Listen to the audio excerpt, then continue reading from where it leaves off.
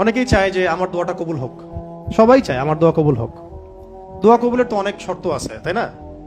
অনেকগুলো আমল আছে, শর্ত আছে, অনেক সময় আছে, এগুলো মোটামুটি আপনারা জানেন। তো একটা বিষয় আমি বলছি আজকে, একটা দোয়া আছে যে দোয়াটা, যে কথাগুলো দোয়ার শুরুতে বললে এই দোয়াগুলো কবুল হবে ইনশাল্লাহ, এই বিষয়ে আপনি নিশ্চিত থাকতে পারেন। যদি আপনার রিজিক হালাল হয়, ওই শর্তগুলো যদি পূরণ হয়, রিজিক হালাল হয়, বৈধ দোয়া হয়, হ্যাঁ, হারাম কিছু চাচ্ছেন না, আপনি বৈধ বিষয় চাচ্ছেন, হালাল খেয়ে চাচ্ছেন, এই শর্তগুলো পূরণ করে দোয়া করার আগে এই কথাগুলো বললে দোয়া কবুল হবে ইনশাআল্লাহ। আমি তো আর বলতে পারবো না 100% কবুল হবে, এটা তো আমার পক্ষে বলা সম্ভব না, কিন্তু সবচেয়ে শক্তিশালী যে ওসিলাগুলো দোয়া কবুল করানোর জন্য, সেটা এটা একটা। আমাকে যদি বলেন যে আপনার জানা মতো সবচেয়ে বেস্ট ওসিলা কোনটা দোয়া কবুল, আমি বলবো এটাই। এটার সাথে আরো একটা আছে, ওটা আরেকদিন বলবো ইনশাআল্লাহ। সেটা হচ্ছে আপনি আল্লাহ রাব্বুল আলামিনের এই একত্ববাদের ওসিলা দিয়ে দোয়া করবেন। আল্লাহ পাকের এই তাওহীদের ওসিলা দিয়ে, একত্ববাদের ওসিলা দিয়ে দোয়া করবেন। এইভাবে বলা, পরে শুনে আপনারা মুখস্থ করে নিয়েন।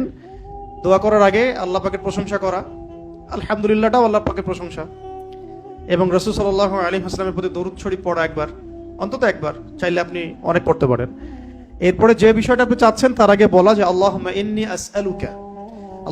আসআলুকা বিআন্নী, আগে বলে নেই, আল্লাহুম্মা ইন্নী আসআলুকা বিআন্নী আশহাদু আন্নাকা আনতাল্লাহ লা ইলাহা ইল্লা আনত আল আহাদ আস-সামাদ আল্লাযী লাম ইয়ালিদ ওয়া লাম ইউলাদ ওয়া লাম ইয়াকুল লাহু কুফুয়ান আহাদ। সূরা ইখলাস যে জানে সে এটা সহজেই বলতে পারবে।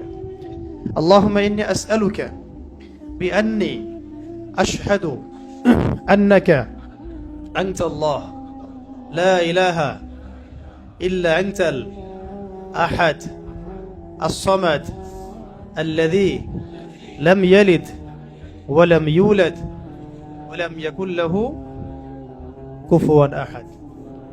এরপরে আপনি দরুদ শরীফ পড়ে দোয়া করা শুরু করবেন, ইনশাআল্লাহ দোয়া কবুল হয়ে যাবে। এই যে ওজিফা বলে দিলাম, এখন হাদিয়া তোফা বাড়ায় দিয়েন, ঠিক আছে ইনশাআল্লাহ? ওকে। আচ্ছা, এটা পরীক্ষিত আমল, ইনশাআল্লাহ দোয়া কবুল হবে ইনশাআল্লাহ।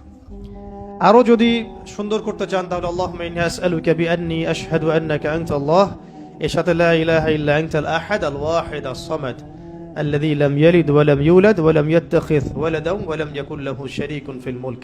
আরো বলা যায় ওয়া লাম ইয়াকুল লাহু কুফুয়ান আহাদ। আরেকটা আছে আল্লাহুম্মা ইন্নী আসআলুকা বিআন্নী আশহাদু আন্নাকা আনতাল্লাহ লা ইলাহা ইল্লা আনতাল হান্নান আল মান্নান বাদিউ আস-সামাওয়াতি ওয়াল আরদ ইয়া যাল জালালি ওয়াল ইকরাম ইয়া হাইয়্যু ইয়া কাইয়্যুম বিরহমাতিকা আস্তাগীথ। এইটা দিয়ে দোয়া করা যেতে পারে শুরুতে, ঠিক আছে? এগুলো আমল করবেন ইনশাআল্লাহ। প্রথমটা তো সহজ, ওইটা বললাম, আল্লাহুম্মা ইন্নী আসআলুকা। একা দোয়া করলে আল্লাহুম্মা ইন্নী আসআলুকা, একসাথে করলে আল্লাহুম্মা ইন্না নাসআলুকা। একা করলে আল্লাহুম্মা ইন্নী আসআলুকা, একসাথে করলে তখন আল্লাহুম্মা ইন্না নাসআলুকা বিআন্নী আশহাদু আন্নাকা আনতাল্লাহ লা ইলাহা ইল্লা আনতাল আহাদ আস-সামাদ আল্লাযী লাম ইয়ালিদ ওয়া লাম ইউলাদ ওয়া লাম ইয়াকুল লাহু কুফুয়ান আহাদ। এর অর্থ হচ্ছে, হে আল্লাহ, আমি এই ওসিলায় তোমার কাছে প্রার্থনা করছি, আর কি, এটা জেনে আমি তোমার কাছে প্রার্থনা করছি, এইটার দাবি দিয়ে আমি তোমার কাছে প্রার্থনা করছি যে তুমি এক, তুমি অমুখাপেক্ষী, তুমি কাউকে জন্ম দাও নাই, কারো কাছ থেকে তুমি জন্ম নেও নাই, তোমার সমতুল্য কিছু নাই।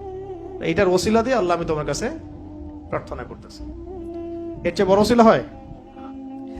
তাওহীদের চেয়ে বড় ওসিলা হয় না। এরপরে আরেকদিন আরেকটা ইনশাআল্লাহ শিখাই দেব। এটা গেল ওই যে বললাম বেলাল রাদিয়াল্লাহু আনহুর অত্যাচারের পরে নাজিল হওয়ার পর আল্লাহ রাব্বুল আলামিন প্রথম জানাই দিলেন যে বলো আল্লাহ রাব্বুল আলামিন এক।